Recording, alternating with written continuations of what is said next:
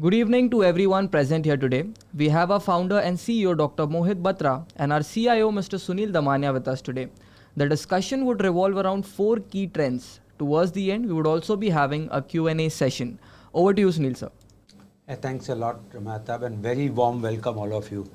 I think today is not the market, where things have really not worked out the way it should be, especially on the mid and small cap. We have seen heavy selling, and it's very obvious if something has to go up, we would see some corrections, and that's what has happened. If you remember, time and again we have said that don't expect market to move in a one-way direction. There will be a volatility, and that's exactly what has happened today. So don't get too much carried away by one-day price movement. Remain calm and composed. As you all know, that Friday is a day to discuss about the future trend insights and a part of the power series. And I'm happy to inform you that Mohit is also there this time. Let's start with my favorite slide, disclaimer that this webinar is only for an education purpose to enhance your understanding about the market sector and the economy. There is no way to recommend the stocks that we discuss in this webinar are not for buy and sell.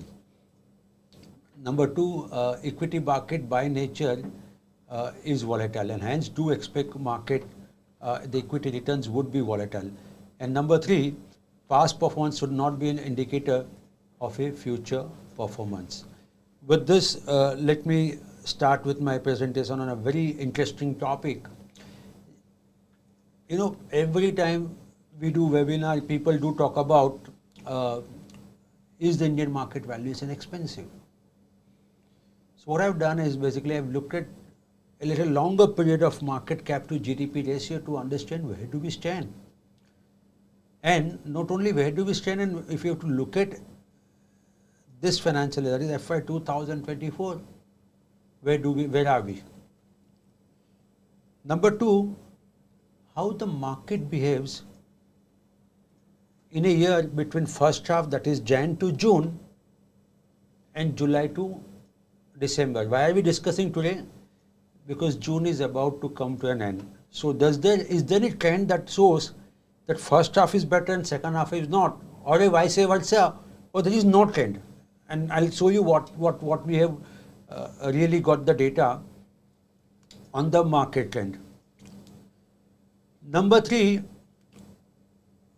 we all know that while RBI has stopped hiking the rate of interest, the Fed is in a mood to hike the rate of interest. Of course, they did not do it, but I think they've already given enough hint that there would be two more rate hikes at least.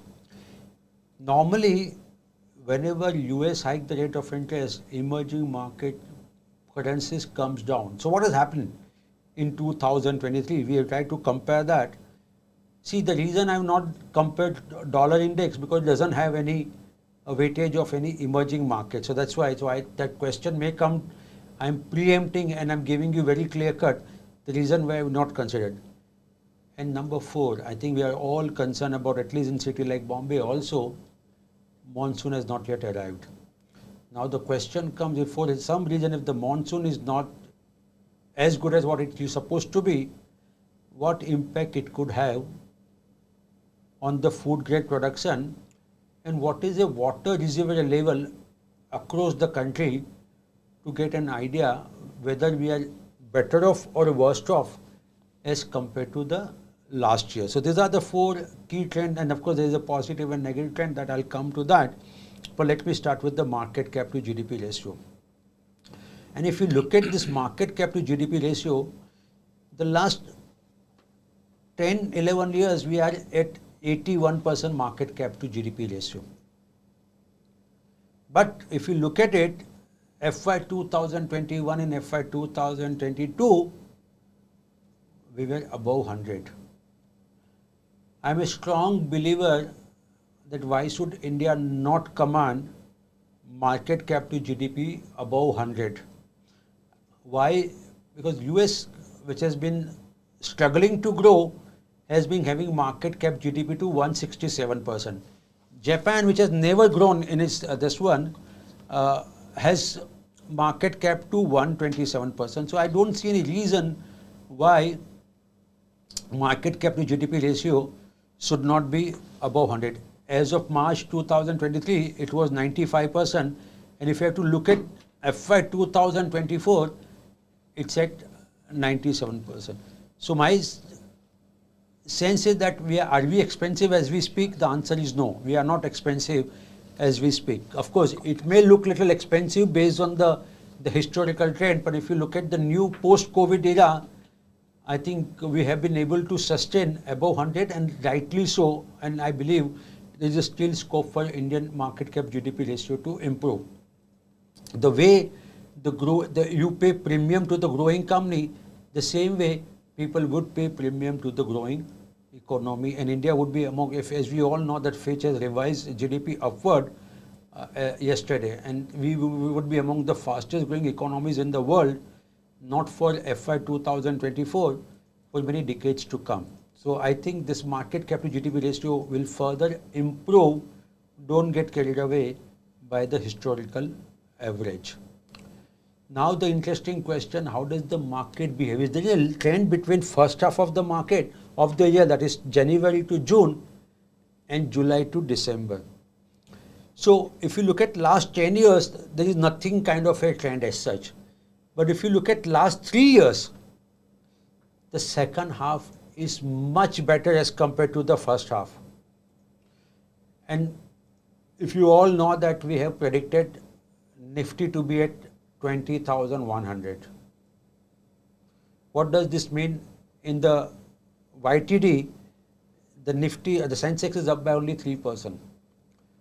From this level, we do expect market to further go up because we are expecting minimum 10% gain. So maybe this could be the 4th year in a row that second half would be better than the first half. So there is if you look at little expanded, if you look at the 2003 to 2008, the second half always has been better because that time the market was moving up in a one direction. That was a bull phase across the world. So that will not give much of this one because it was across the world, so that we have a momentum kind of a stuff.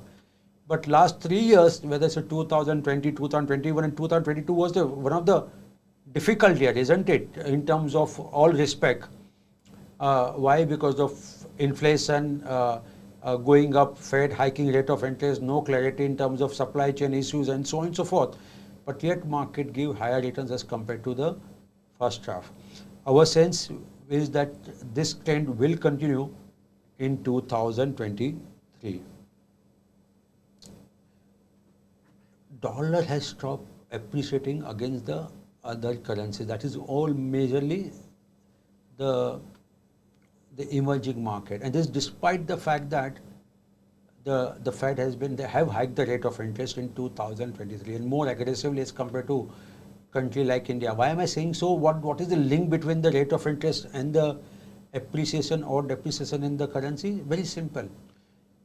If Fed is hiking the rate of interest, that means the paper available there, the debt paper available will give you better returns. If that is so, the money should move out from the emerging market to the market like US. Why? Because they are offering you better rate of interest, risk-free returns ultimately US is. And hence, normally the currency would depreciate if the emerging market. But if you look at it, India, YTD, the Indian currency has improved. It's appreciated by 1.02%. Now, there are a couple of benefits of that. Why? India imports inflation.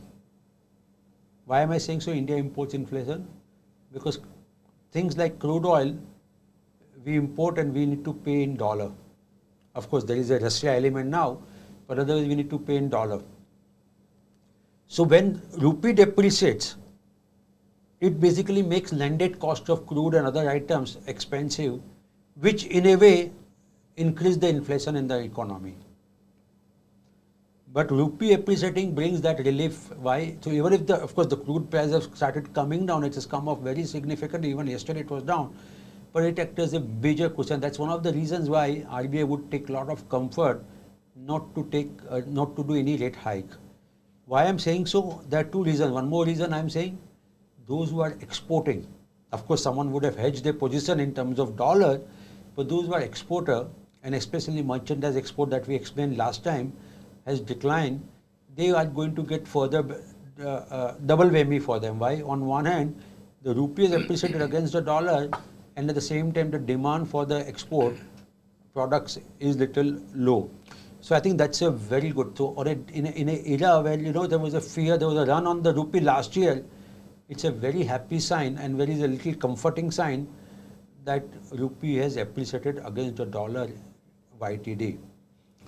One of the reason market was a little worried because if your forex reserves decline, and one of the reasons why forex reserve can decline because of the depreciation of the rupee against the dollar, that can also be arrested when there is a appreciation of the rupee.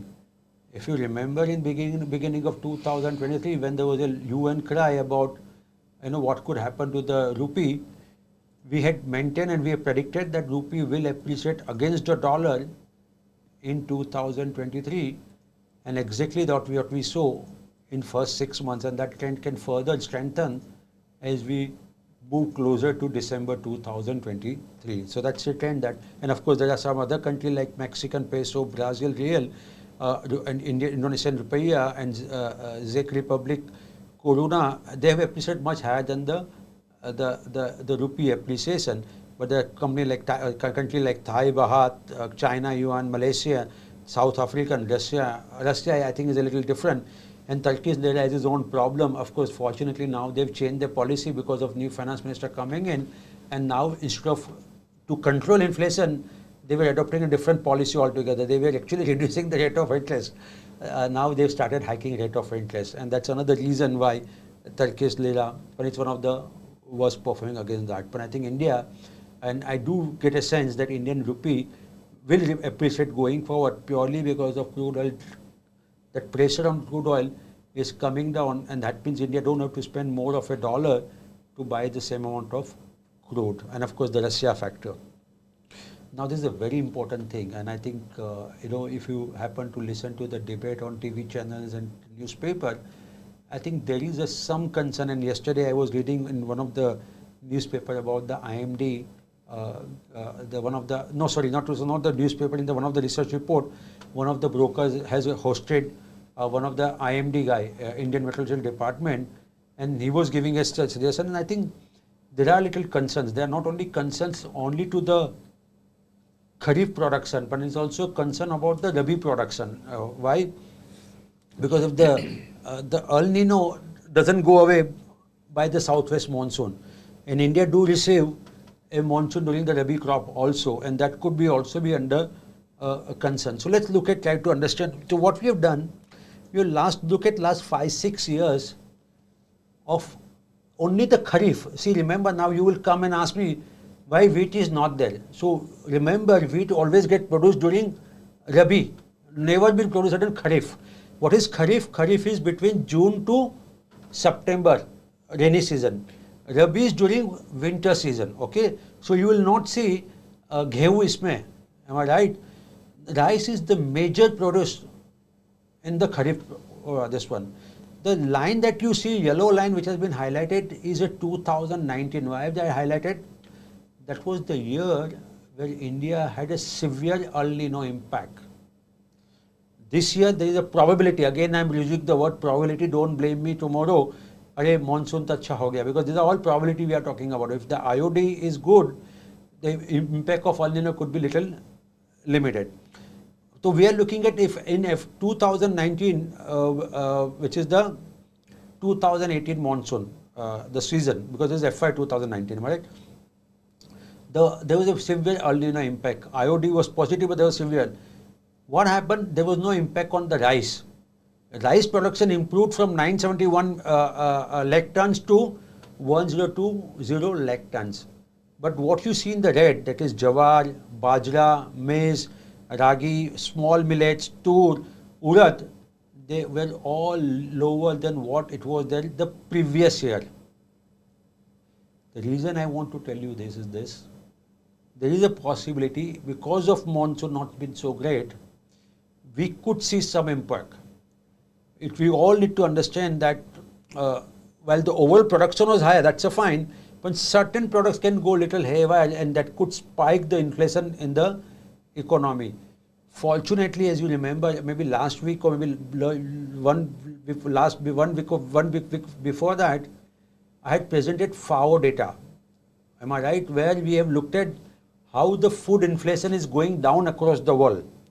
In other words, for some reason, if the monsoon is not so great, India still has an option to get these food items imported cheaply from the other parts of the world. Because the food inflation across the world is coming and down. And I think it's a very happy scenario. So on one hand, we could face some amount of a problem. On other hand, we can easily import maybe at a cheaper price to compensate for the lower production in India. This is on the food grain. Let's look at the seeds and the commercial crop production. And there also, I think in most of the places, like whether it's a groundnut or a castor seed, and so and so. Now, I also want to harp on one point which is very critical for you, because don't get so much panic because of that. It's not the rainfall as such that is matter. What also matter is the spread of the monsoon in the various parts of the country. And that's very, very critical. We need to all understand that. If the spread of the monsoon is, even if the monsoon is say 90 or so, but the spread is good, don't expect much of an impact on the food grade production or the seed or commercial crop production. Why? Because in some places there is excess monsoon, and some places there is a deficit. It may not help in improving the yield on the crop side. So that's what can happen. So I think the spread of the monsoon is very, very critical. But there is a high probability, as I speak to you, that we could have a lower kharif production in certain pockets, in certain products in coming months. Now let's look at the reservoir level, water reservoir level at various, and that's very, very critical. That will help us to understand how severe the crisis is. And as you look and see this data from last 1 year, I think we are almost at the same level what it was there last year, maybe similar time. India's water reservoir level went down in July, very, very significant. July 2022. We are much, much higher than this. This data is as of May, and this data does not capture. We had seen some cyclone, and that really helped to improve the water reservoir level in some of the north and the western part of the country. So this is what so there is no right now a sign of a concern about the water reservoir level. So that's what the point we need to remember. This is a trend that you can see how it goes up, then comes down, and again we receive some monsoon, it increase, and then it start tapering off as the monsoon, southwest monsoon approaches. Now there are two positive trends, and the reason I said this really gives. So if one of the easiest way to find out what's happening in the economy is to look at the sale of diesel and the petrol. Why? Because that really shows activity within the economy. Diesel more so as compared to petrol. Am I right? And you look at the spike that we saw in the petrol and diesel. And I was reading one article which says that, you know, because of 2000 rupee note, this has increased. अरे बाबा, लेकिन टंकी तो एक ही है ना गाड़ी में, उस पर तुम you cannot store it. Am I right? Am I right? So I think that's a wrong way to look at it. The petrol and diesel, and you look at this spike has been since February we are seeing the spike. Of course, the spike has been, even in there also the spike has been since February, and it moved up very, very. This is in 1,000 metric tons, the petrol and diesel. What does it indicate? That economic activity in the economy is extremely good. And that's one of the reason I believe Fitch revised India's GDP for FY 2024 to 6.3%. There is a negative trend, and it doesn't come as a surprise. If you look at the tractor sales, it has come down. If you happen to remember the Shaktikanta Das speech in MPC, when that MPC was announced, he did mention about the tractor sales. And if you look at the two prominent players, Mahindra and Escorts Kubota, both YTD, that is April and May, both have reported decline in their tractor sales. So this is a year-on-year decline in the sales purely because of little uncertainty about the monsoon. And we need to wait and watch what happens. That will give us some idea. But definitely the trend is Y on Y is on a decline for the tractor sales. What are the major news? I think Bank of England hike 50 bips rate hike, and I think there are little concerns about what's happening in the UK inflation. It seems, and there seems to be a consensus seems to be forming in various parts of the economies, is that inflation may remain a little stickier than what central banks tends to believe. We need to wait and watch. But as I was explaining, Fitch did revise India's GDP to 6.3% as compared to 6%, which is predicted in the month of March. So they've revised upward despite slowdown in the exports, despite the global uncertainty. Fitch revised this one. Because of dry spell and followed by heavy rainfall, North Bengal and Assam have seen some amount of a tea production reduction. Why I'm saying so? Some of the companies like Tata Consumer Products and Hindustan Unilever could see some impact because of that. Why? Because of the less production, it could result into spurt in the tea prices. FII's love for the Indian market remains very, very robust. We saw very heavy inflow in the month of May, and in the month of June that trend continues. If you remember, I did one presentation, I did mention what happens to the FII investment if 1 month they invest heavily.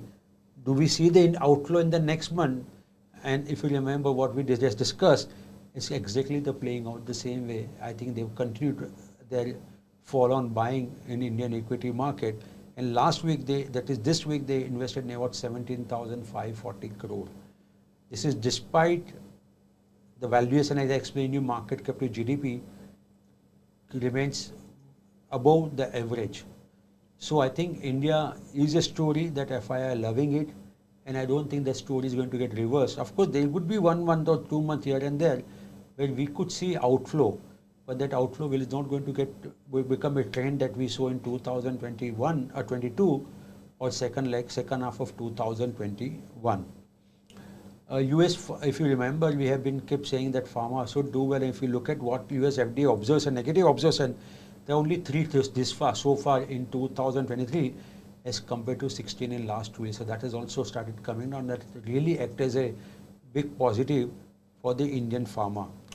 And Sensex and Nifty for this week, they were little negative purely because of some amount of profit booking. With this, let's open the floor for question answer. So this first question for today is from Mr. Sagar. Hi Sunilji, thank you for continuous guidance. I have 2 questions. One is, are you confident of 10% CAGR growth of Nifty year on year till the next 25 to 30 years? I know it is difficult to judge this many years, but still, if retired person who do not want money for the next 10 years can invest peacefully, if this type of growth is there. And another question is, can you do retired person's equity and debt allocation webinar? Right now, I am in 50% debt and 50% equity and taking profits from equity after every 6-7 years and putting it into debt for next 7 years for my expenses. But if better model available with you, request you to consider the webinar request. So the second part, I think Mohit is an expert and he can give better answer than I. So I'll leave it to Mohit, but let me address your first part of the question about the CAGR for Nifty 10% next 25 to 30 years. I personally believe is very much possible. Okay, now I'll explain you my logic. Okay, so India, if you look at it, nominal GDP growth has been in the region of 10 to 11%. Nominal, not real. So what is nominal GDP is real GDP plus inflation. So 10-11% हो जाता है. Now assume that market cap to GDP ratio remains the same. The Nifty can still grow at in line with the GDP growth. So sir, Sagarji, you need to basically look at what rate the Indian economy is going to grow, GDP, nominal GDP is going to grow. If you believe it will grow at 10% or 11%, then Nifty can grow. Of course, 1 year, there could be disconnect between the nominal GDP and the Nifty 50. But the moment you take a block of 3 years and 5 years, it will mimic very similar.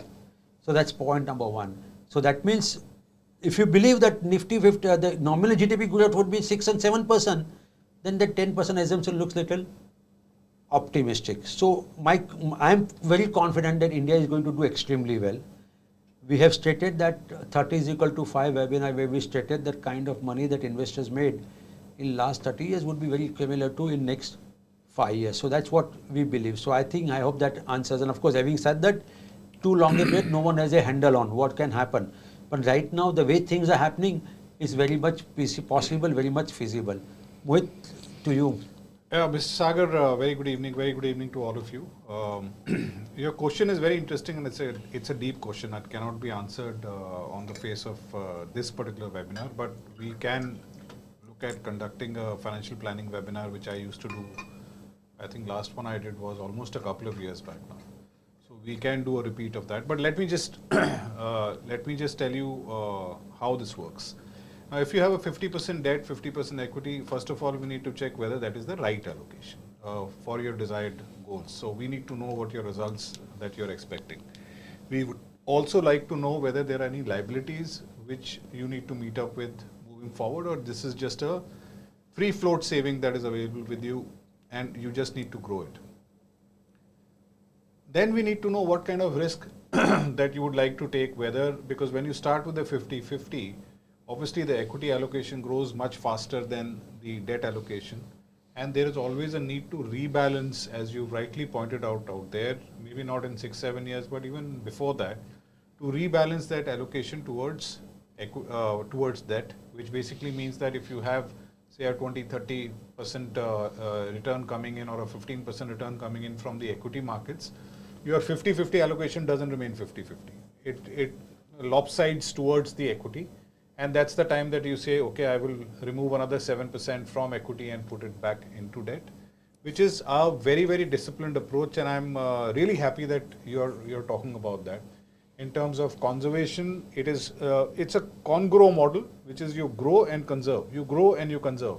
So you keep rebalancing your equity allocation. I think there's no right or wrong answer to that. It is just an approach that you want to follow, whether you want to make sure that you keep conserving what you're growing over a period of time, or you will let it grow at a compounding. If you're compounding at 10 to 15% on an example, then every 1 year, 2 year or 3 year, when you rebalance that, then your allocation to equity comes down, it again compounds, and obviously the money that you compounded or had the possibility of compounding at 10-15% can only compound at, say, 6-7% because you moved it on the debt side. So there are various of such combinations which are possible. And I would definitely take in your request of try and do a financial planning webinar. We will try and schedule this in the next maybe 1 month. This couple of weeks is very hectic for us, but definitely we will take that request on, sir. So this next question is from Mr. Praful.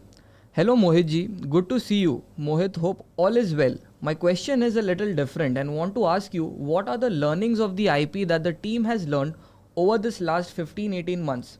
What is the focus of the system to get the consistent repeatability of giving returns?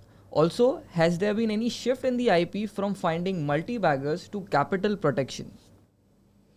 Mr. Praful, a very good evening to you. You've always been very concerned. I'm absolutely fine. I hope the same for you. So there has been a learning. I said that, the last 15, 18 odd months has been a huge learning platform. We have succeeded at a lot of things, but also we have failed at a lot of things. And I must point out what are the things that did not work very well for us. But before I start that, our approach is not going to change, because an IP cannot suddenly become conservative, which is made to look at fundamental momentum in the market. We will keep seeking fundamental momentum. We do believe that if you are chasing momentum but with a huge overlay of fundamentally strong companies, they will get rewarded sooner or later. Their movement will be much, much faster than the Sensex or the index, but there may be chances of a beta which can be a little higher than what the markets have. Now, can we control the beta has been the main question. Can we control the beta without affecting the alpha? Beta is the proportion at which you go down versus the index Alpha is the ability for you to generate higher returns over the index. So for all investors who don't understand the true definition of beta and alpha, so we have maintained over the last 8 years of our existence a very high alpha potential on our calls, on our portfolios, and the beta has been a little higher as well. So we are not going to try and control the beta at the cost of alpha. We will not try and control the drawdown of the portfolio to ensure that the alpha sacrifices, because this market itself is an alpha market. Indian markets, at the way they grow, the way we are projecting the GDP to grow over the next 5 to 10 years, you have to capture the alpha.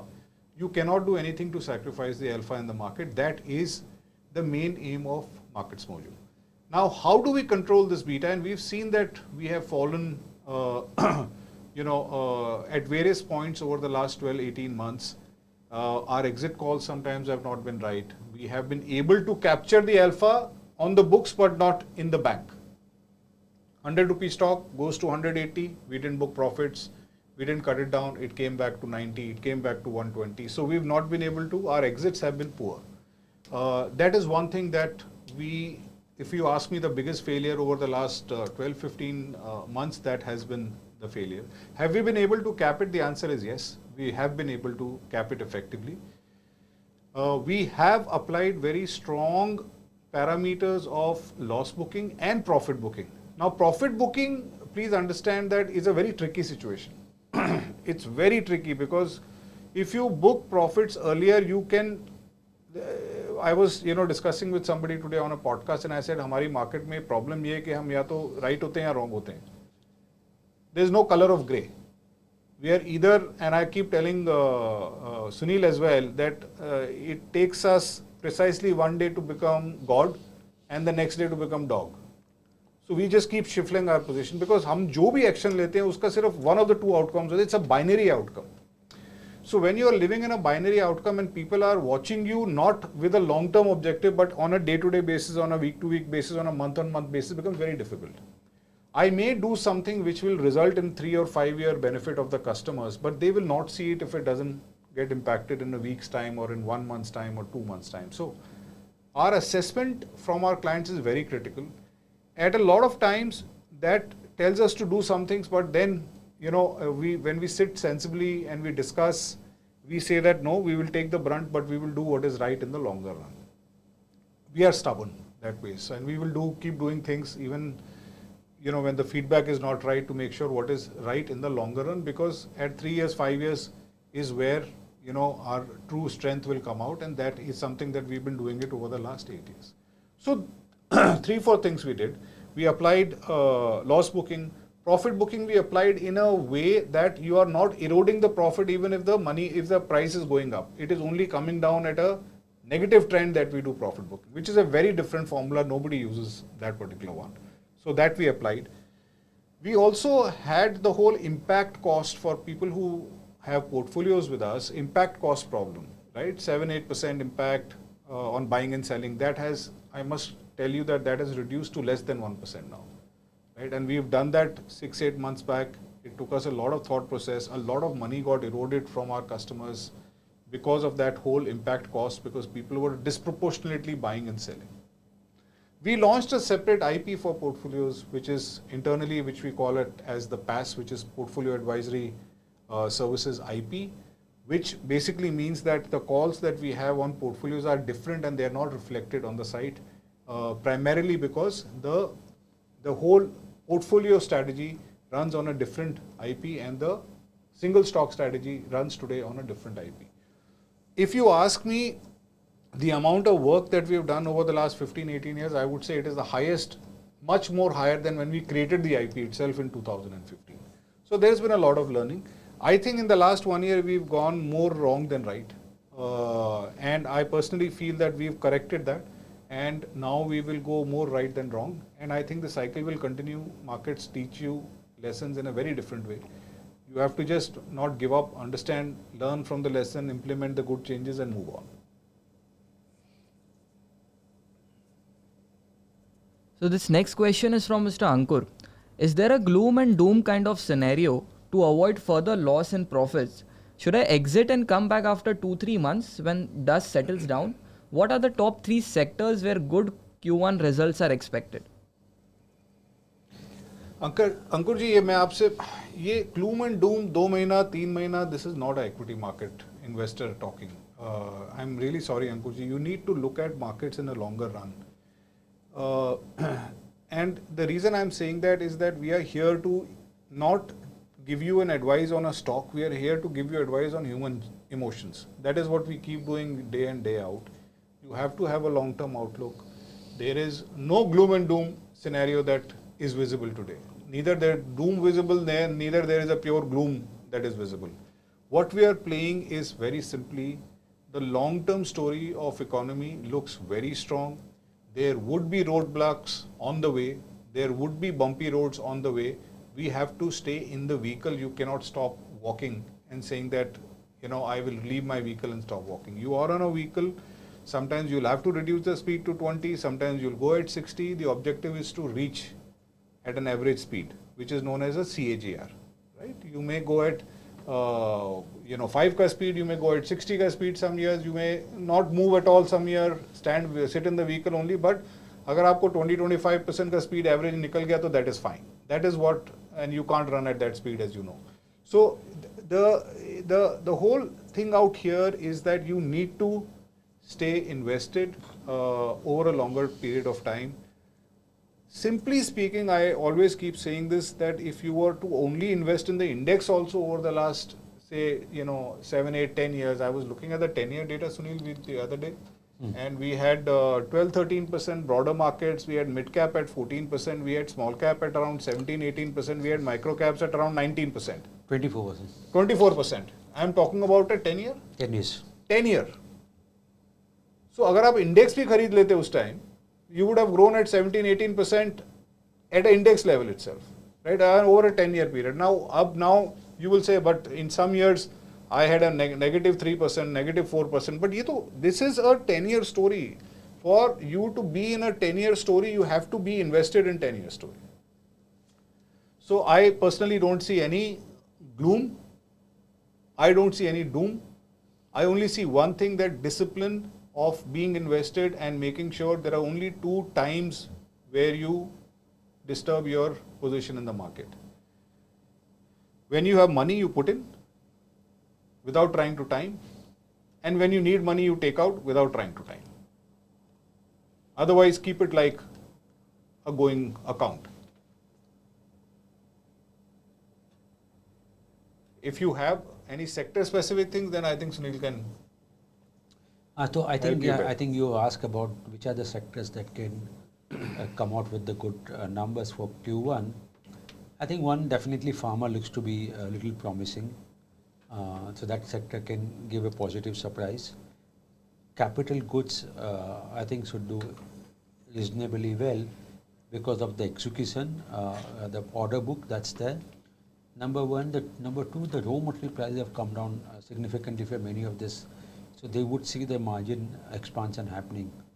I think defense company should come out with a very good set of numbers. So I think these 3 sectors looks very, very promising, where we would see a top line growing, we would see margin expansion happening, and due to that, there would be expansion in the bottom line also. So this is what I personally believe. So this next question is from Mr. Prashant. How do you see the impact on IT companies, especially TCS, Infosys, Wipro, regarding rupees appreciation? Will they impact badly? So, Prashant ji, if you look at the con call, and they did mention about how much they've hedged their position. So when I was talking about rupee appreciation, I did mention that it's not going to reflect because some of the companies have anyway hedged that position. So if at all has to impact, it will impact the future earnings right now. And it's not that it is appreciated too much. It's only 1%. If you remember, before this crisis hit us, rupee was very, very stable. Indian rupee was extremely stable as compared to the dollar. And during those time also, Indian IT companies did extremely well. In fact, if you look at the IT as a sector, has been one of the best rewarding sector for the investors. So don't get too much worried about rupee appreciating against the dollar, and due to that the earnings will get impacted so much. No, I think that's not going to happen. The smart people sitting there in the treasury of TCS, Infosys, and they know what to do and how to hedge, and how to somehow pass on some of the cost to the end customer side. So due to that, do not expect any margin depreciation or margin contraction because of this one. We don't see any impact on that. So this next question is from Captain Frank. Hello Mohit and Sunil, good evening. Rising threats to India's food security, the Global Food Policy Report 2022 by the International Food Policy Research Institute has warned that climate change may push many Indians towards hunger by 2030 due to a decline in the agricultural production and disruption in the food supply chain. Also, wheat crop has been damaged quantitatively and qualitatively. Could you please express your understanding on this? So I think if you remember, we did mention when the government was saying that the wheat would not be get impacted, and we did mention that quality of wheat would be an issue because of heat wave that has happened, and second thing, the total yield. And I think that's what is now coming out. So you are right, quantitative as well as the qualitative, there has been a damage on the wheat side. As regards to this report, yes, I know that's a challenge that not only India has to face, but I think the global has to really face about the availability of the food because of the climatic condition. Fortunately, the science is at our side, in the sense today, I don't know how many people read, but there are various studies being done where people are experimenting how you can produce more with less of water. And I think that's going to make things much better. So of course, we don't have to take this global warming little lightly, but I think because see there are two things. In life there are always two type of things, known risk and unknown risk. If it is a known risk, you are well prepared for that, okay? Because you know that it's coming, and hence you would take a measurable. And this is a known risk that world is going to face, and hence, like COVID was an unknown risk. It came out of a blue and hit us everyone very badly. So no one could prepare. But once the second wave came, I think everyone was mentally prepared. Okay, how we need to handle that. So I think something very similar with the food grain production and pulses. And if you remember, so despite global warming, the prices globally of all the food items are coming down.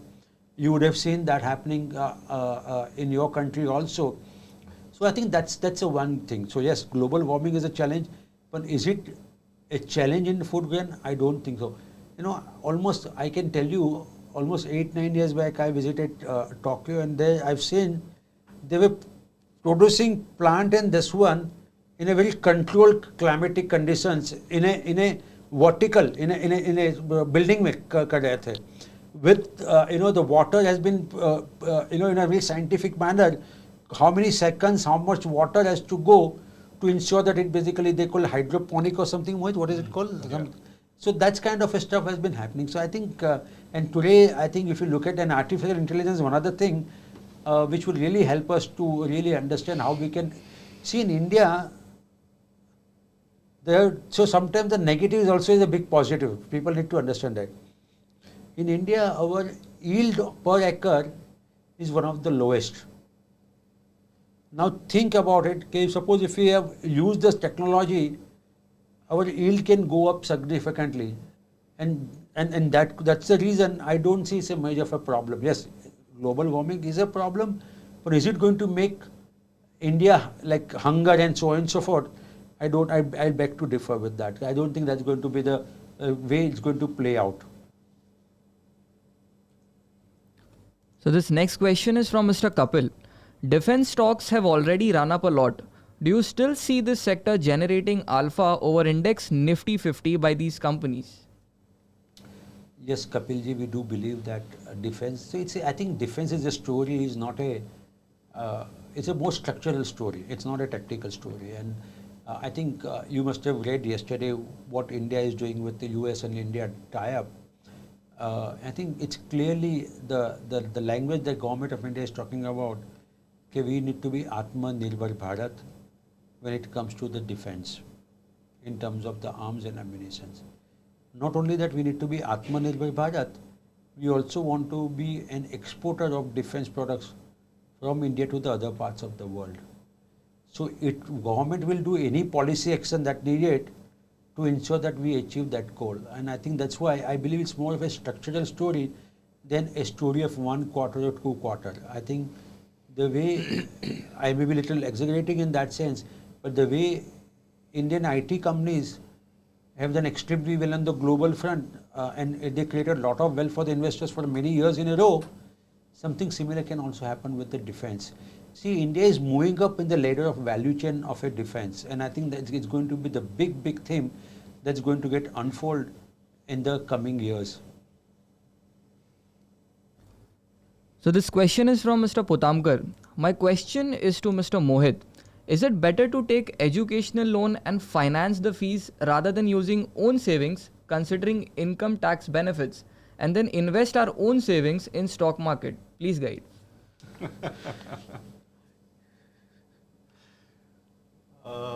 Mr. Potankar, I have done that. So, I personally, yes, I feel that that's a good option as far as tax is concerned. Also, with this whole TCS of 20% on LRS that has come in, that doesn't apply to education loan.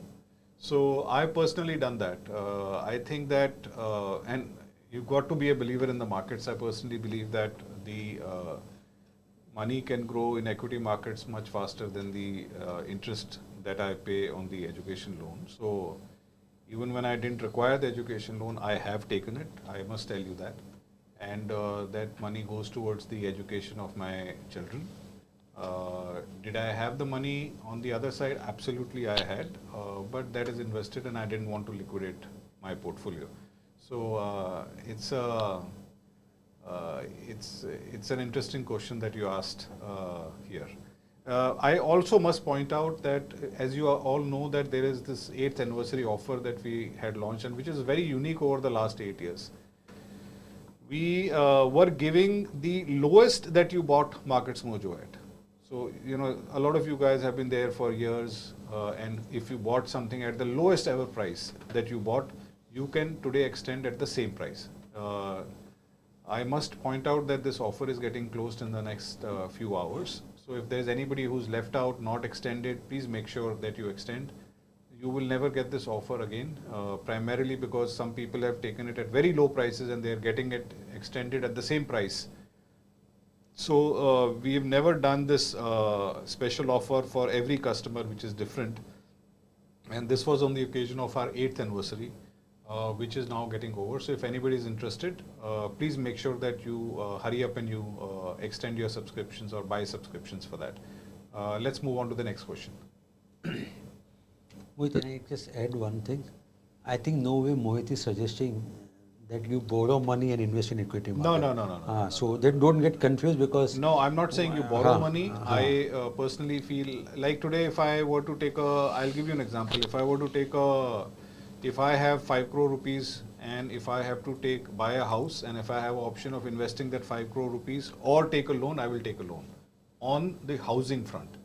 I am in no way telling you to take a loan and invest in my markets. That is not what I am saying.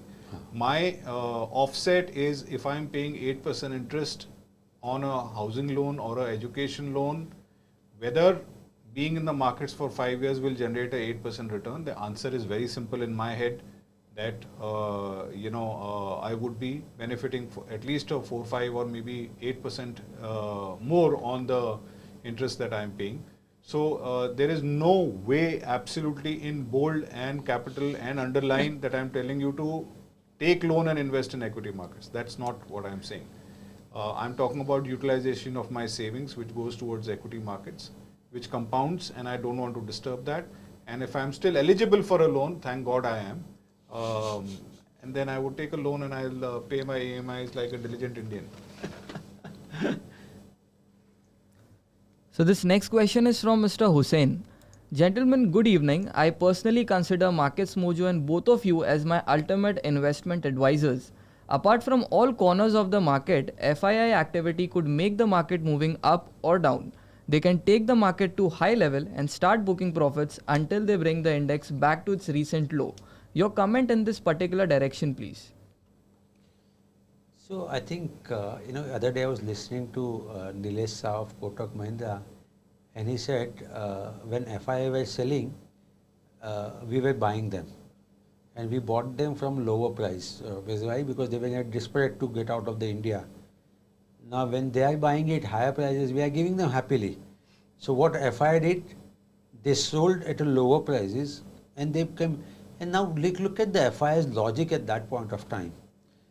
What was the logic was that Indian market is trading at that expensive valuations, and that's why they get exited from the Indian market.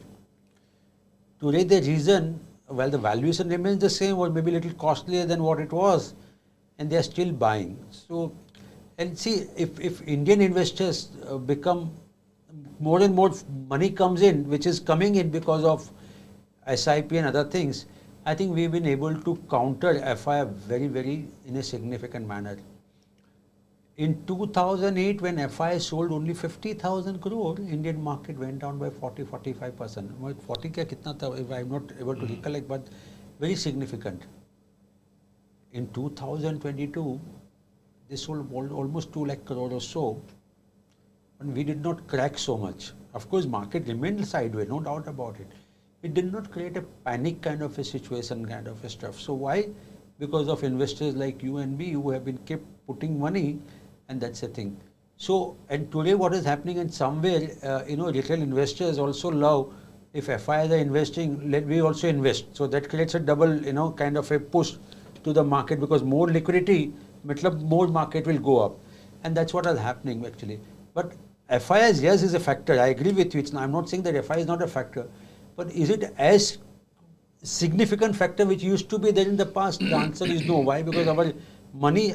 And this is one big trend which is happening, which people are not realizing, that the people are moving away from physical assets to the financial assets, and that financial assets are going to come to the equity market whether we like it or not. Whether it comes to the mutual fund, whether it comes to the the life insurance policy, whether it comes to the, because even when the insurance company, you pay the premium, some money of that goes to the equity market, am I right? Your EPFO money, that money also comes to the equity market. So I think, and that's what is happening. In fact, there was one beautiful article on last Sunday which was published by Times of India about how the real estate prices, at least that, of course, that was more for a Bombay market, not for this one. Okay, how prices remain so stagnant over a period of 5 to 6 years that so there is a less and less incentive for people to now move to the physical asset like real estate. In fact, they see more and more. And what Mohit was saying, I'm very clear cut. I'm very clear cut in my mind. The Indian market will give you more than 8% return. Am I right? If that's the thing, I think that clearly gives an idea about the. So my sense is that FIs, of course, is a factor, but the impact on the Indian market is more diminishing as compared to increasing. So Mr. Potamkar is thanking you, Mohit sir, for your answer, and is saying that he's very thankful for that. The next question is from Mr. Rajan. Dear Mohit and Sunil, grateful if you could kindly throw light as to when the PMS will be put in operation and how will the Infinity customers be migrated to PMS, documentation on PMS, migration, etc. Mr. Rajan, we are happy to announce that we are launching the PMS on the 30th of June, which is next Friday, in a mega event. And I would be unrevealing the whole PMS strategy and the whole migration strategy on the 30th. So just give us another week. We are sitting on a Friday today. Next Friday, same time, you and me will be discussing this whole thing. As the big launch that we're doing on coming Friday, it will be a couple of hours of explaining you everything about what we are trying to do. But I think we've got a good winner on our hand for us to show you now. July is the month where we'll get operational with PMS. So account opening and all of that will start in the month of July. And I think we will do our first trade on your PMS account within the month of July. So please wait till the 30th of June for our big launch day. So this next question is from Mr. Jain. Is this the right time to allocate more in small cap or mid cap or large cap from 3 to 5 years perspective? What is your view on infra funds and IT funds? So my view can differ from Mohit, but I'm a strong believer of a mid and small cap because historically, if you look at it, the mid and small cap has given always higher returns as compared to the large cap. This is provided, Jain sir, that you can stomach the volatility. If you can't stomach the volatility, stick to the large cap. That's the best way. Why? Because I'm not saying they will not be volatile, but probability of large cap volatile will be less as compared to the mid and small cap. So if you can stomach high volatility the way we saw in last year in 2022, please go ahead and allocate more to the mid and small cap. View on infra and IT, I think we believe it should do well. In case if you wish to allocate, you can allocate. Mohit, your view on mid and small cap? No, I'm a firm believer that if I have to invest, which I can't invest anymore, because we are bound by insider trading policies, and we only invest. I personally only invest in the our own funds.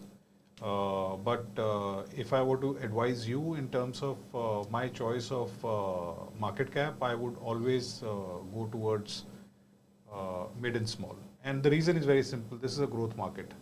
In growth market, where we are going in and people chase double-digit growth rates, it is going to come in essentially from mid and small. And I think mid and small will get rewarded much better. We know the last 10-year numbers. I can tell you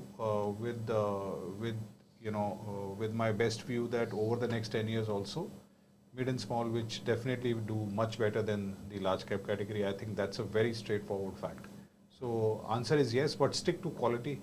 Stick to great quality stocks. Make sure that you're always in fundamentally strong stocks, and make sure you have the patience. And this requires a lot of stomach for volatility, as Sunil pointed out. It can be very scary to be a mid cap and small cap investor, provided you have absolute guts of steel to say that, okay, I'll keep my portfolio, my allocations similar over a period of time. Please do that. So that's it with the Q&A, sir. Well, thanks a lot. Wish you all a very happy weekend. And as I said, this 8th anniversary offer, which is your lowest that you ever bought MarketsMojo, is again your lowest today, is ending in few hours. Make sure that you would have extended that as soon as you can, because this offer will close down in some hours. And watch out for next Friday, which is our big PMS launch, which we would be doing to all investors, not just Infinity, but across MarketsMojo. We would be doing this big announcement. It will be a long format webinar. We will obviously do repeat in case you miss it, but I would urge you to be there on Friday.